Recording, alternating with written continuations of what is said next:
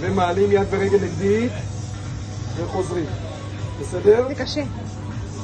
אפשר לעלות יד ורגל של אותו צד או יד ורגל נגדיות. אני עושה בין 10 ל-15 חזרות. בסדר?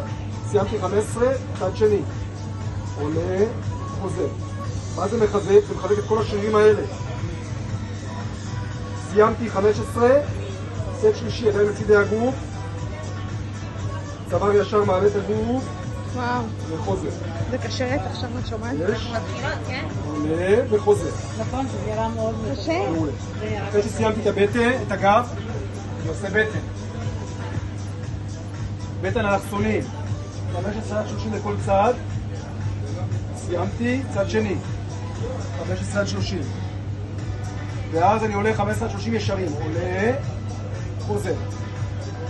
בסדר? במקום ישרים אני יכול לעשות פלנק.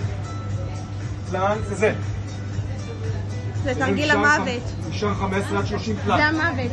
אוקיי? נראה לך, זה למרות שאני יכול, במקום אלכסונים אני יכול לעשות פלנק צידי. אני עולה ועושה פלנק צידי. אוקיי? אם קשה, אני עושה את זה עם ברכיים כפופות עד שאני אשתפר. 15 עד 30 שניות זה מחזק לי את כל הצד. אוקיי? יופי, מעולה. זהו?